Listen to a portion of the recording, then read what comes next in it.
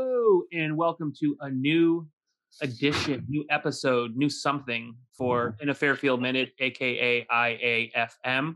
We are here with Phil McGuire and Walter, the man of mystery, the Prince of Persia, the real estate icon, Montero. That's right. Yeah. Senor. To talk real estate and life. So what's up, guys? What's going on? How's everyone doing today? I'm great, Bill. All right. So Walter, why don't you just kind of, and then Phil, you can go after him. Just tell us a little bit about yourselves, what you guys are doing, and then we'll kind of take it from there. My name is Walter Montero. I'm a realtor here down in Fairfield County. And I'm here, I work with the Higgins Group, and I'm on the team of the MAP team, Mike DiBiase's MAP team. Been in it for quite a long stretch now. Phil, if you want to kind of pop into a little bit of... I'm also a member of the same MAP team powered by the Higgins Group, and in the real estate, game, if you will, specializing more so in New Haven County, being Milford, where I currently live.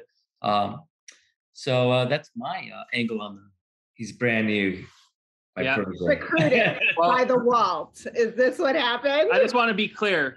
Between the three of us men, there's probably a lot of secrets.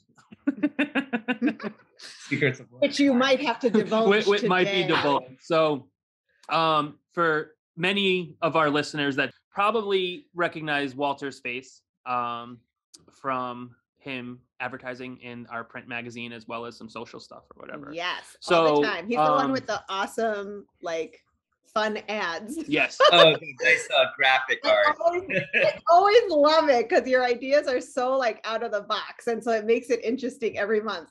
Yeah. So we're obviously big on entrepreneurialism because that's what we do for a living. So Walt, why don't you kind of tell us a little bit about how you kind of became a real estate agent and what is your kind of what's your niche for what you do? Yeah. Wow. Like everyone else that comes into the real estate world, you were at a full-time job and no longer either got fired, got your pink slip, or just quit because it was just enough. And you've been in the industry for too long. And then work-life family balance also. And that's what real estate gives myself and my family. Before, I didn't have that. And would I see my kids? Probably not. Now I see them all the time. Yeah, it's just great. I love it. So I love being in real estate. I love meeting new people. We get our bads and goods. So, and I pretty much, I pretty much deal from a lot of New Yorkers that are coming. This is 2022. And there's still every client I have is pretty much from New York or a referral.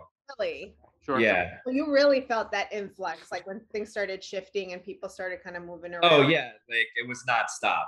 It was nonstop. But in what was it, 2020 when this all started happening? Yeah. People were just influxing. That was also a bad year for me because I had both of my kids were home and no babysitter, no one was going out. I had to stay home. So that was my 2020 wasn't my year, but come 2021 and now 2022. What did you learn? So one of the things I like to ask, so what was your biggest challenge? For us, our biggest challenge was the fact that we're working. And then on top of that, you're kind of being a teacher's aide in in all of this as well, on top of the world burning. So we learned that we're really good at multitasking. What about you? What did you kind of learn out of that 2020 where you were not only a real estate agent, but you were also a teacher's aide. You're also obviously a parent and a husband and all that good stuff. Managing time. Yeah, that's a good one, dude. Huge. Right? Huge. I knew what my time was and that's all I could do. So regularly, I would have 5 clients at one time. I was down to 1 client for 3 months because time became an issue. Wow. That was the beginning of 2020. I mean, that's separate than a lot of people that don't have kids or kids are older or single. They could just go out in the world and do it. Time was a big issue. Yeah, they can grind it out. It's not a problem. Yeah. But for families, obviously, where if you have a family, it's hard. Phil has a very interesting background on kind of coming into real estate. Phil, you want to indulge a little bit? I was 15 years in commercial construction in New York City, pretty much every borough, mostly in Manhattan, Brooklyn and Queens, and somewhat in the Bronx. But having said that, COVID made me a COVID stay-home dad, and other events also to make you realize how important it is time with the family. And I had no flexibility when it came to my time during the day, during the week, or even almost what jobs I chose, because they kind of almost chose you. So for argument's sake, I did 10 months, 6 days a week, leaving at 4 a.m., coming home at 9 o'clock at night, 9:30 at night, prior to COVID. So when COVID hit, I was a stay-home dad. My wife worked at the hospital like she does. And so after that, I was like, I just couldn't have had them going back and being out of the house, 80 hours a week, or whatever the heck it was, So real estate affords me the flexibility to actually be around their lives, know who they are, know things like their favorite food or their friends' names, little weird things that you when you realize you don't know become important, and how those day-to-day staying home kids, the day-to-day is tedious in that you get so bogged down in one thing, like Walter was saying, the time management, you forget to plan, So like when you start planning, you realize how much you have to plan in advance, because all of a sudden you're hungry and it's 1 o'clock and no one's eating, and you feel like you just woke up, had coffee, and you're running around with the kids, and now you don't have food because you didn't go food shopping the day before, and you realize you're just trying to play catch up the whole time, unless you do plan ahead. And even with that, sometimes you slip, but at least you have something to fall back on when you, like, say, do food shopping and have a cabinet full of food, even if they don't like it. At least they have that choice. Which we know 90% of the time. I'd like to throw a question back at you guys. Who does the shopping there, Chris? Yeah, I definitely do. For the most part, so we all do the shopping. Let's be honest. The three of us let's be honest. Like, the three of us have wives who have very important jobs that work a lot. So a lot of that kind of our lives are kind of flipped, right? Like, So with you and Frank, you guys obviously do a lot of work together. And so how does that work? So Frankie, him and I work together. So everyone in the team really works together, but Frankie and I work together. And in a sense that, he has his New York State license as well for New York. So I use him for any New York State transaction. So it kind of benefits all, both of us. So we work together in that sense. Like, if I had a listing over there, I would just give it to him to run it. And then, I would find a house for the other person here. Oh, so I love that. Really cool. In a lot of ways. What I think, Walter, this is maybe because I'm new to real estate. People don't realize real estate licenses are state specific. You can have multiple states, but you can be a Connecticut real estate licensed agent, but you can't do business in New York. You can't list a house for sale in New York. Yeah. You can't sell it unless you have a New York license. Find a house for your client there either. Right. Yeah. Right. So, basically, so if someone's coming from New York to here and they have a house to sell, you can help them buy a house in Connecticut, but you can't sell their house in New York unless you have a New York license. And what he's saying is Frankie has a New York license. So did that come organically? That's a really smart idea. Yeah. No, between us, yes, it has, yes. Because we don't talk a lot with Frankie. We obviously talk with you more than with Frankie. So I was just always curious. So I love that. So that's kind of like a nice relationship, because you guys are getting people coming in, I guess, and or out. Are there any kind of real estate trends that are happening right now going into the spring that you guys can kind of? Well, it hasn't stopped really since 2020. Okay. I know for a fact all my renters are looking for houses right now. Really? And so those are all Connecticut people. So the balance has changed a little bit, where Connecticut people are out there bidding. Do you still have the New Yorkers out there bidding on houses that are gonna, upset the Connecticut people, saying, "Oh my God, I don't want to go rent again. I want to find a house now." So it comes down to the line. I don't want to, rent for another year, but inventory is low. And once, a house goes on the market right now, you could see it about 3 days. Depends on the house. Like, if it's done, ready to move in, that's it. Someone's moving in. Really quick. Give a guarantee in 24 hours, highest and best. And then if there's houses just not, up to par to a lot of buyers, then it sits on the market for 2 weeks, 14 days, but that's actually still pretty good for a seller. Sure. Yeah. So what is like, so when I last was speaking with someone a couple weeks ago, they said there was like 56 properties available in Fairfield. Is that still the case? Or Yeah, it went up today to 71, I believe. So Okay. it changes all the time. So it'll go 71, back down to 50. Maybe we won't see anything, but around Wednesday and Thursday is when you start to see all the listings come up. And Sure. then by the end of the week, you'll see it go down again.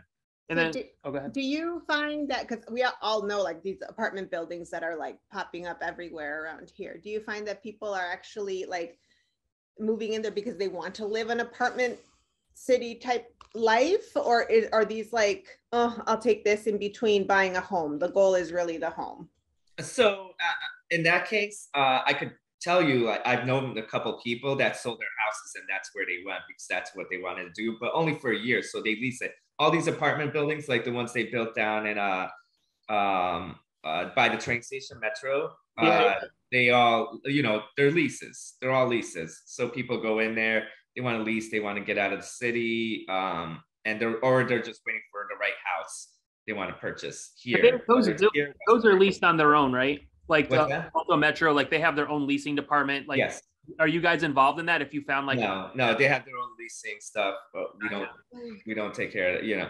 What about from a renter's perspective? How is, like, we thought about selling our house because we're pretty certain that we could probably make good money off of it, but we're in the same boat as everyone else. We'd have absolutely nowhere to go. So we thought, oh, well, maybe we could rent for a year and figure something out. But it just seems like detail. I tell my clients, you have to be making over like $100,000 to $150,000 over your house to make sense. I could guarantee you, like most of the houses I'm going to list, they're going to make well over $200,000 off their house. They might have bought it last year, and they're still going to sell it high. But these are just clients that they live down there forever. They want to cash out, so it makes sense for them. But they said, oh, I don't know, let me rent for a year, see where the market goes. So they'll rent until they find a place that they want to live in. Right. Okay. But a lot of people are thinking, oh, I made 50,000. Let me go sell my house. Doesn't make sense. I tell them it doesn't make sense, but because you're going to, out of that 50,000, what do you actually gain out of that? After all said and done, you're paying a lot of fees. So you'll make maybe 20,000 or less, depending on the house, or nothing. Right. And then you got to pay rent. And then rent doesn't make sense. So I always say that you have to make over 100,000 or more after commission, attorney fees, any other fees, the state fees, and purchasing a house. You have to pay mortgage fees when you're going into purchasing a house. So you got to put that into account. And I explain that to all my clients. I make sure that they understand, like, make sure you're selling for the right reasons. And some people just want to downsize, or they're, moving because of a job. A lot of people lost their jobs. They can't live here anymore. They're moving down to, less expensive. Or whatever. Yeah. Or Ohio. They are advertising Ohio big time. It is. Even in Connecticut?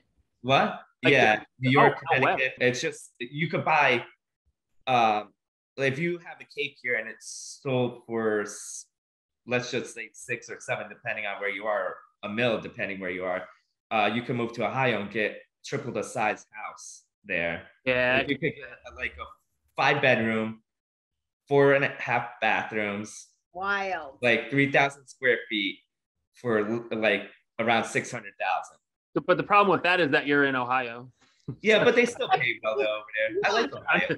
I mean, I've had some friends move even to like, Tennessee. Tennessee's a beautiful Tennessee's a place, hot market though. So is obviously Texas and Florida. Well, yeah, it's a hot market everywhere. Let me tell you, all the families are moving to suburbs. All the single people or families that don't have, people, couples that don't have kids are moving into the city. The city, I could tell you the city rates have gone up like double, just like last year, starting at just double. If your rent was $4,000, today it's $6,000, just like that. So this might be, so how, like, with obviously inflation is not only just like in the United States, it's everywhere, but how is inflation affecting the real estate market, if at all? It's not. It's not right. It's just, yeah, it's just what you have to do in life. You want to find a house, you're going to find a house. It really, nothing really affects it too much, except for when in 2008, when the housing market bubble hit, like we had influx of buyers, no sellers, because you didn't want to sell. Your houses were going, prices went down on houses. So if your house was averaging at $1 million, it's no longer $1 million. It's now. Oh, dude, I even remember those. And we obviously had a bunch of friends that bought those condos in Black Rock for $350,000, $400,000, and by 2009 they were worth like $120,000. Oh. Yeah, that was devastating for so many people. Phil, obviously you're just getting your feet wet in real estate, but have you been trying to do research on like the Milford, New Haven kind of market and what's going on there?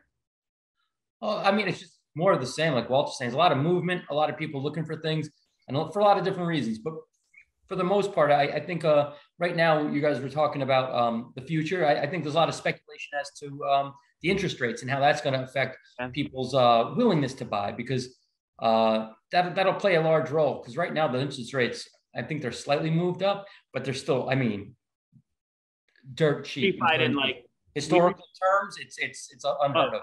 Right? Yeah, we were tied in I think April of 2020, and we have like a really low interest rate. Yeah, people are getting 2.5% on mortgage rates. That's like insane. Yeah, and the interest rates may go higher, but 5% still ultimately low compared to what it was back in the 90s when they were almost at 12%. But think about interest rates, like too, if you put it into perspective, like interest rates in like the 50s and 60s were like outrageous, right? Yes. Like, it was, you literally had to have cash, like the money to buy a house. Right? What? It was equity that you needed. You actually had to, put something into the house you wanted to buy, which is fine. And they've changed that. And then 2008, they had a whole lot of other stipulations go into that. Well, you had people who were owning, they were mortgaging like 15 different houses, and they were doing like a 5-year arm and just paying interest. And that's what, they obviously got destroyed. Or I mean, there was, to my understanding, there was people that were financing over 100% of the value of the house. So, I mean, at that point, especially if you have a 2-year arm, you're financing more than the house. The interest resets after 2 or 5 years, and it goes up sky high. You have no equity in the house. What's your incentive to stay and fight for it? True. You just go, okay, you cut your losses, and you either rent or you buy something. I mean, I don't know if you buy something else, but you move on, And it happens. You see that that's what happened in back in the 2005 to up to 2008. They were just they found a loophole where lenders were giving out money to anyone. You could work at you could get a somewhere that was making $20,000. You could buy a mansion tomorrow. That's how it was. Pal was like, "Is that responsible?" Like, absolutely not responsible, because they were giving mortgages to people that couldn't even show income. Like, I mean, and back in those days, like Phil and I, we were like knee deep in the restaurant business, and you could just literally say like, "Yeah, I make $500,000." They'd be all right. Well, so, sounds good to me. And you never. I worked in banking back then. Yeah, you did. See them all come in just like that. Never meet the person. Just see them all come in. It's so great. I mean, I guess that exists still to some sort of extent, like with buying a car. Like to my understanding, it's just like you can put down whatever, and they just look at your credit score. They don't really look at. They'll just get repo. Right. It's almost like it's misleading, right? Because you're approved for something doesn't mean you really can afford it. And it means you can afford it if you never go on vacation. You don't eat out. You don't spend money on clothes. Much money. You know what I mean? You live frugally. You probably could afford it. But especially in this day and age when we all have cell phone bills, the electricity bills through the roof because we all have AC, we have cable television, like all that stuff.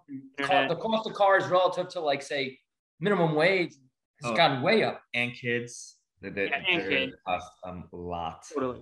Yeah, and all I'm thinking about is not just like the cost to like feed, clothe, and whatever the kids, is like they're home and they're on devices all the time. They're like running your bills. You know what I mean? Like I'm on this device, I'm running the cable bill, I'm buying my V-Bucks or my Robux or whatever else. It's just like, there's I know. expenses. Well, if Angelo had it his way, we'd be buying V-Bucks every single day. No, that's what I On mean. that same note, like there's no standard number you could put. Like, say you lived in a neighborhood that made, for argument's sake, just a round number, $100,000 a year was the average income. You couldn't say every household spends $2,000 a year on a child.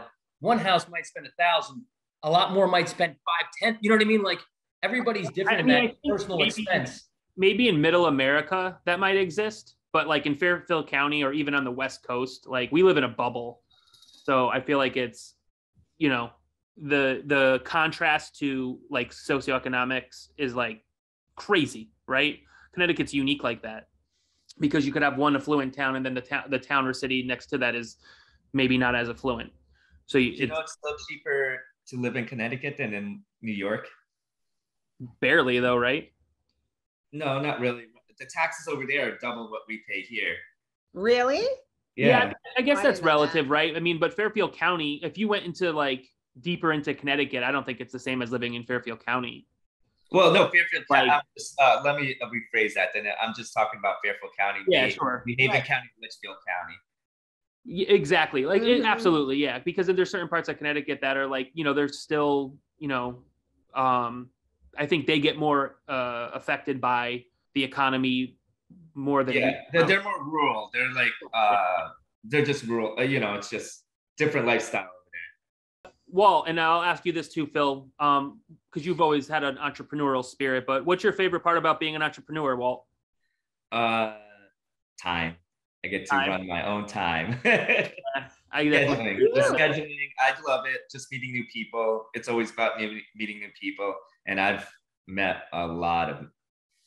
and you're also Wow. creating your own, but you're also creating your own destiny, right? You could manifest Yeah. whatever you want. And I think that's pretty, it's exciting. It's obviously incredibly stressful, but Exactly. We have other people that we know that are in real estate and, you know, they're making it out, you know, that was their, you know, goal to do. Right. And, you know, you work how much you want. How does this said? Like you work hard. If you want to work harder, you make more. Yep. If you work, you know, keep working really hard, you're going to be up to the top. It's what you set your goals for, you know, at. and it's Right. like anything else. What you put into it is what you're going to get out of it. Exactly. Yeah. I've been in sales for over 20 years. And you know, I always say this is like, you'll see when I worked at a team and they brought someone on who was like very green and they're not, you know, they're not as successful as the other people on the team. I always look at activity. At the end of the day, it always comes down to activity. Are you putting activity in? And if you are, you will see results. It might not happen when you want it to, but you will see results. I always say like that dam will open and you'll be flooded with, you know, all that work that you put in. But it's also okay to say like, you know what, I want to do like 30% of what other people are doing. And I'm okay with yielding whatever that, you know, dividends come in from that or whatever. Exactly. What about, You either hustle for it or you don't. you know, Yeah. And they'll bleed you. They'll spit you out in like no Correct. matter time if you're not, you know, hustling it.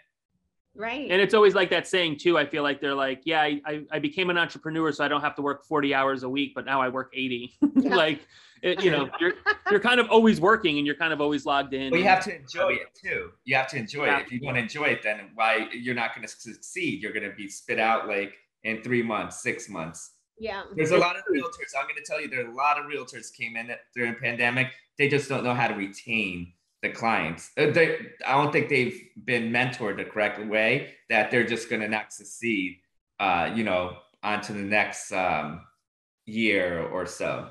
Do you feel like that might have been because of the circumstance, that maybe it just didn't allow that kind of mentorship for people? Or is it more like a personal, like,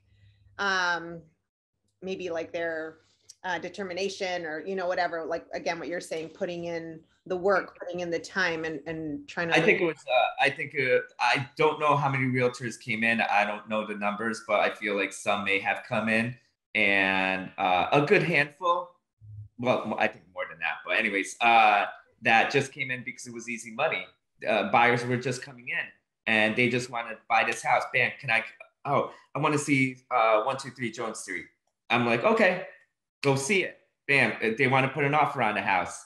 Highest and best. You got a deal. One deal, two, three deals. And then, you know, it's, you have to retain them. So you have to market out to them, you don't realize that you have to spend almost 10 to 15% of your earnings on marketing and retaining your clients that you have. Yeah. Yeah. Cause I'd have that, like when I worked at Groupon, we were very popular at the time. So I typically can go into like a merchant and pretty much sell them because they were already interested in what we were trying to do, right? We would bring new customers to them. Mm-hmm. Obviously, there was a lot of other things different, but the thing I would do differently, I guess, than other reps would be like, after like, I'd be like, listen, I could bring people to you, but after that, I can't control the transaction. I can't control the experience. I can't control any of that. But what I would do is I would provide them with like marketing ideas and how they could sustain those. To your point, Walt, how do you keep those customers, right? After I brought them to you, like what can you do to keep them going? And I would always supply them with that knowledge at least, or ideas on how to do that. And I think in anything, you have to do that because you want, as a business person, like I want long-term business. I don't want a flash in the pan, right? So I'm assuming for you guys. Yeah, so some clients, I'll give you this, some clients just purchase, that's it, done. They'll never see their agent ever again. Sure. There's other agents that, reach out to their clients every 6 months. I think that's the norm. I mean, I went to an establishment, talked to someone, they said, I haven't talked to my real estate agent and since I bought the house, and they lived in Southport. They said, I haven't spoke to him in 3 years and I want to sell my house. And I talked. That's the most challenging part. What's that? Is that the most challenging part of the job? I have to imagine, as being a real estate agent, like you kind of constantly have to keep the pipeline filled. Retention. It's retention. You really have to. A lot of people don't like picking up that phone and calling their past clients after so long, because after you lose them after 3 to 6 months, if it's been a year, contact them. Try to say, hey, it's Walter Montero. I just want to reach out, see how you're doing.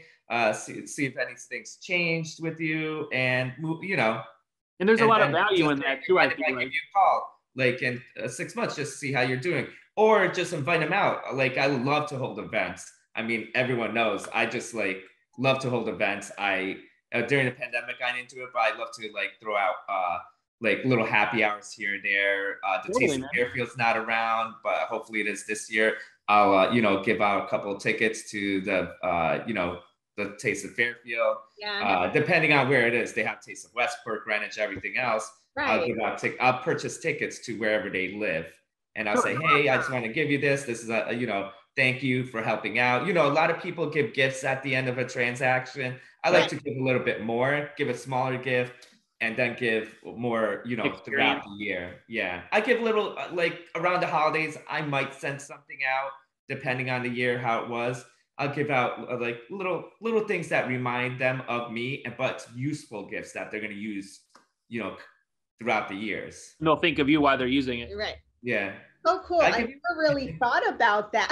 No, but I also think I never really thought about how like that extra step of like, because what you do is very transactional. Obviously, totally. It's like is like, okay, I bought the house, thank you, or I sold the house, thank you.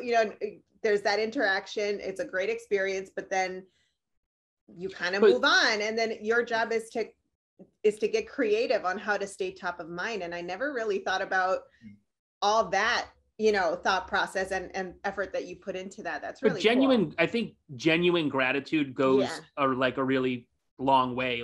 And that's like something that's easily recognized. I feel like when it's genuine, like it's obvious. It's and that's something I'm learning just in general. Like I think gratitude is so important to practice because, like as I've talked about a million times, like I have pretty severe ADHD, and how that like affects my train of thought. Like I could live in the past or I could live in the future. I typically never live in the present. So if I'm not worrying about something that hasn't happened, I'm worrying about something stupid that I did like 5 years ago. And I'm like, I wonder if anyone remembers that. But like one of the things that I've been trying to teach myself is to live in the present, practice gratitude, whether it's just waking up and just being grateful that I have a home with a roof over it, right? Mm-hmm. Or present day, we don't have to walk out of our house and worry about a bomb being dropped on us or what have you. So, Phil, what about you, man? Like, what are the things because you've always had an entrepreneurial spirit, right? You've always talked about starting businesses and things of that nature. I'll start it off with what brings me down, sort of depresses me. When you think about life in general, you think about like I was in a job where I could have comfortably financially done it the rest of my life and been, I won't say very well off. I would have been okay. You know, I would have had a pension. I could have retired comfortably, you know, when I was 62.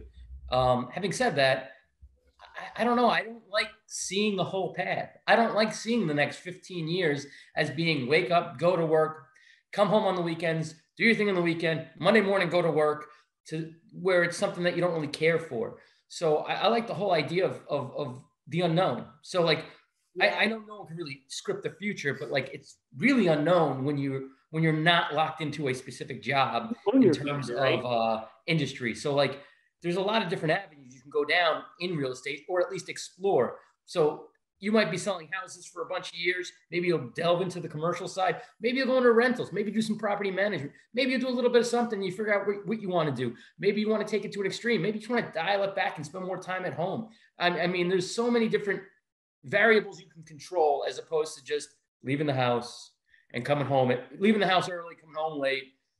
You know, nothing wrong with that. It's just that like, it kind of brings me down to think, okay, for the next 15 to 18 years, 20 years, until I retire, this is my life. And then that kind of brings me down. I envy those people though, who are like, okay with just working 9 to 5 and being happy with A, B, and C. Like, I wish I was wired that way, but I think you're wrong though, Chris, in that I don't think there's really much 9 to 5s anymore. That's the problem. I think if it was an 8-hour workday, I think I'd probably still be doing what I did if I made the same money, which I wouldn't, because I used to get paid by the hour. My point is like, if it was 8-hour workday, I think it's more manageable. Someone says, I leave at 8 o'clock in the morning, come home at 5:30, and that's not a bad life, you know? But I don't think many of those jobs really exist anymore. So you're getting those people leaving at the same 7 o'clock in the morning, they leave the house. They're not getting home till 8 or 9 o'clock at night. And that's their 6-day-a-week job, 5-day-a-week job. Yeah, I mean, a lot. That's also like, I don't know. We've all done it. When I do like a lot of consulting for other startups and stuff like that, where I'd work like 1099, I'd always have to negotiate. Like I'd come into the city once or twice a week or whatever. And I would do that like twice a week, right? Let's say I do it on Tuesday and a Thursday.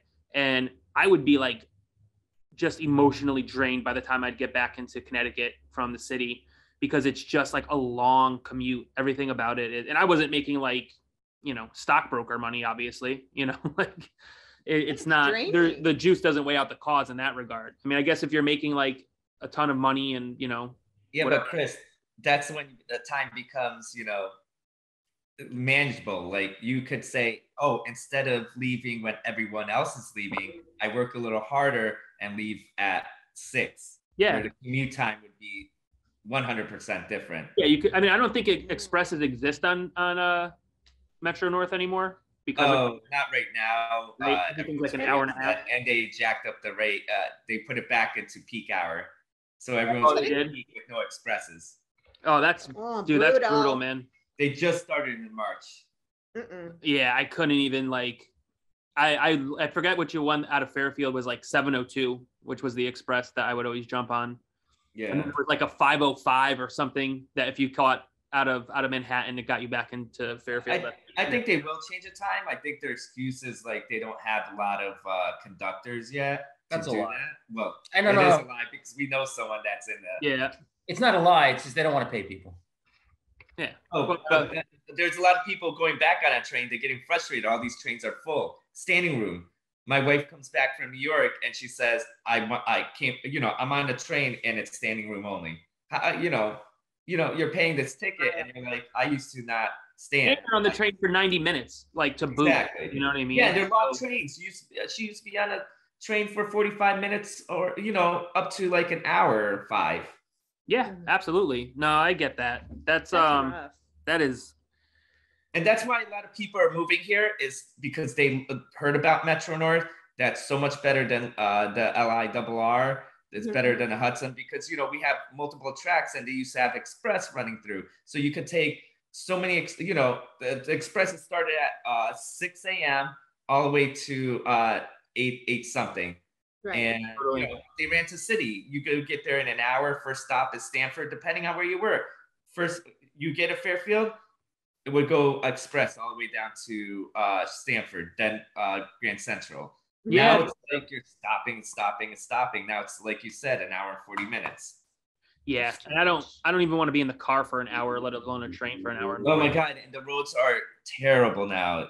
I took me 3 hours just to get home one day, and We I live said, by the I highway. will not do it again. There was Yeah. bad traffic. Like even the post road in morning. Fairfield was completely jammed up because there must have been a bad accident on 95, or maybe they were filling potholes. Who knows? Yeah. Walt, Down. now obviously you do real estate, but you're also part of another organization. You want to tell us a little bit more about that? Can I just interject with the time management stuff? Yeah. I have to get some stuff done. So it's been great chatting, but in an effort to keep my time management kind of, because this was a pleasant but unexpected expenditure of time. So having said But we love that you. I bid you adieu. I thank you, and enjoy the rest. Phil, get us your like Instagram and stuff, and we'll link it out for you as well. I'm starting that. I'm acting like I'm 20 years younger than I am. Yeah. Work on it, Phil McGuire, everyone. Walt, tell us, Walter, get in the picture. Oh, I know, right? Oh, this is my better side. I'm just there you kidding. go. You're handsome no matter what. You know that. All right, so to just get back to it, yes, I'm part of the board. I'm the event director for NARAB, which is the National Association of Hispanic Real Estate Professionals. Cool. So this is nationwide, and we're here. We help out the Hispanic community because they're the #1 growing purchasers of homes. Oh wow. In the United States. Wow. I didn't So know that. yeah. So we like to help everyone that has, they have tons of cash on them and they want to purchase a home. If they don't have that, there's loans out there for them to purchase homes as well. So they're always coming, these lenders or the government's always coming out with these loans that will help the ones that don't, make enough that they could purchase a home either way. Oh, that's awesome. And afford it. And be able to afford it. And it's not just the Hispanics. We're helping the community to understand like these are the mortgage lenders that could help you in the community with these certain products. And then there's us that help them with a language barrier. It could be Spanish. It could be any language. Sorry, I'm like missing all the languages here. No, it's fine. And and we're here to help, and we hold events as well. We hold about four a year. The one that we're doing coming up at the end of March 31st, is the power of successful women. It's on March 31st, and we're gonna have a wellness entrepreneur there. We're gonna have someone from NARAB that's actually works for Century 21 there as well. She owns a couple real estate brokerages in Massachusetts and I believe in New Hampshire. Yeah. And we're gonna have special guests as well, lender and also the lieutenant governor of awesome. the state of Connecticut. So that's happening at Penfield Pavilion in Fairfield. Right on Beach Road. It's big enough. We're also going to have pizza from 900 Degrees there as well. And, it's going to be a good time. It's great just to come out, also to network, meet other people. Doesn't matter what industry you are, because these are women that helped others. Yeah. So you don't have to be a woman to come to this. It could be anyone. And how does one get tickets to go? You could go to my Instagram, Walter _Montero _Realtor. Yeah. And you could just click on the link that I have on my story. We're going to go as well, and we're going to cover it also and just get some footage and some fun stuff as well. So we'll be there. It's good to shake hands with, other people. So these are motivator speakers. So, you get hyped up with these events that you go to, and then you want to go out and do it. You just got to go ahead and do it. Yeah, I think and I also think I don't know, for me, I feel like COVID has made me a little bit more of an introvert when I'm very much an extrovert, but you got I know.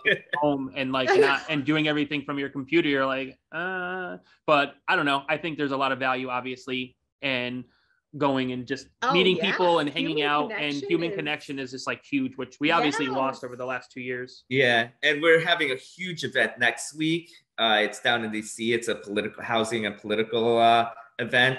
And one of our main speakers that are going to show up there is the former President Obama. Is going to be awesome. speaking this. Yeah, it's like a 4-day convention. A lot of politicians, but this is we also strive to go down to DC and be like the lobbyists to help pass bills that need to be passed to help, you know, the Hispanic community, Asian community, any ethnic group out there to, you know, you just want to policies. You want to be a voice for people that don't necessarily that's awesome. I mean, that's kind of that wall. I don't know. I always say this in every podcast we do, but that's just that's like the fabric of being an American, right? Is that you help people, you get to a certain point, and then you help people that are below you, you bring them up, and that person does it, and so on and so forth. And then they don't have to be below you; they could be lateral, and then you're just helping them out. It could help anyone out.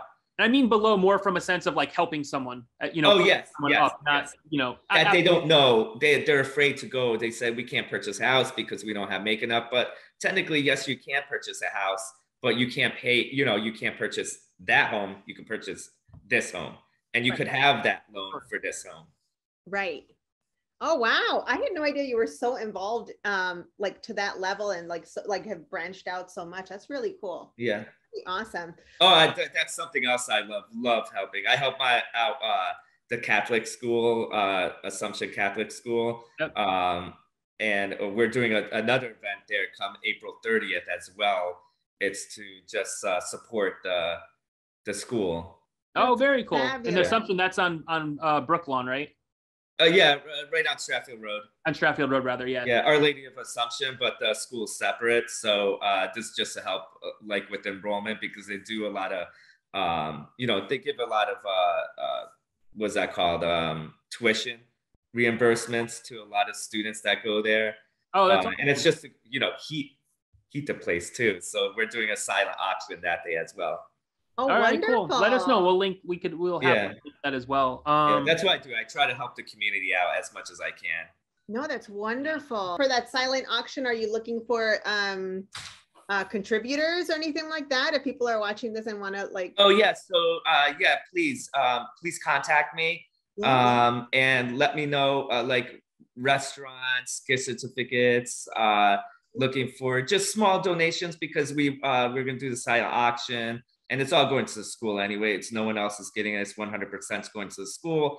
You know, we don't need any help per se, but if you want to make anything at a dinner, we're looking for food as well. So if a restaurant want to donate some food as well as a gift certificate or either or maybe someone in the community that doesn't attend the school and they said, I love cooking and I'll donate, you know, a meal on a tray and say, hey, here, I like to donate this food.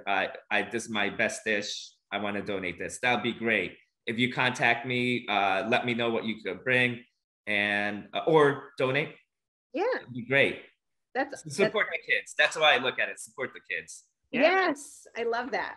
And what some people may or may not know is that Walter is also half Peruvian, like Paula, and his father's from Peru and his mom is from Guatemala, right? Yes. So what is your favorite Peruvian dish? Not to change the subject. I'm changing the subject. Cuy? Cuy? Yeah, really? Cuy chactao. Yes. Oh, you know what? And I could tell you every American would say, what's that? Lomo asado? Lomo saltado. Yeah. Lomo saltado is so good. P.S. We're ordering Peruvian tonight. Talking about it makes me want to order too. My go-to is chaufa. Oh yeah, fried rice. Peruvian fried rice. He loves it. Oh, yeah. I could eat like when we're in Peru, I'll eat like a pound a day of it. Like they make, I feel like our family makes fun of me because of how much Peruvian rice. But it's so good. It really is so good. I make it at home all the time. They really do. They just like dump it on the plate, and meanwhile, there's like not many like obese Peruvians. So I'm like, what is it? We mix our starches, but somehow we're good. Yeah, we have to walk everywhere. That's why. That's right. It's a city. Yeah, exactly. Well, we want to value your time as well. But one last question before we go, and I ask everyone this: what is do you have a book or a podcast that you want to recommend to everybody that like you really enjoy or you see value in? What motivates you? My family. Yeah, that's awesome. Yeah, dude. I I have to get you back on the book, the podcast. I want to say Tony Robbins is really good. Yeah. There's this guy Jared out of Milford. He's in off of Remax. He's really good. Jared James. I know Tony Robbins, I think, just came out with a new book because Chuck Roach, aka the Uncommonly Different, he just recently told me that he was reading his latest book or whatever and got a lot out of it. He's an impressive guy, that guy. Let me tell you, when I start reading a book, I find a new book, and I only get to like halfway through, and I'm in the next one. So dude, I have 7 books that are on my Kindle right now that I just I pop from one to the other. Just that's another thing. I can't read it on a Kindle or anything or screen. I have to read it legitly on a book. I agree. I love what I did was I got the Kindle Paperwhite because I was tired of like grabbing my phone on my nightstand and like scrolling. So in my mind, if I grab it and I can read, right, it's the same kind of idea. Yeah. Yeah. So, all right. So Walt, I don't want to take again too much of your time. I know you're busy, but you guys check out Walter's page. We're going to link everything in it. And Walter, by far, I've known him a really long time. And he's probably the nicest person I know. So you should thank you. Check out his Instagram. Is this only on camera? No, I mean that. That's an edit. No, I know, right? Walt is one of the nicest guys I know. Phil is as well. So you guys, we'll link everything out. We share a lot of your stuff also, but thanks, Walt, for spending some time with us. And being such a great support of what we're doing. Totally. As well. Always. We very much appreciate you a lot for supporting us as well. And yeah. All right. So guys, I think that's it. That's an edit. It's a wrap. No, it's a wrap. It's a wrap. Thank you. This has been thank you.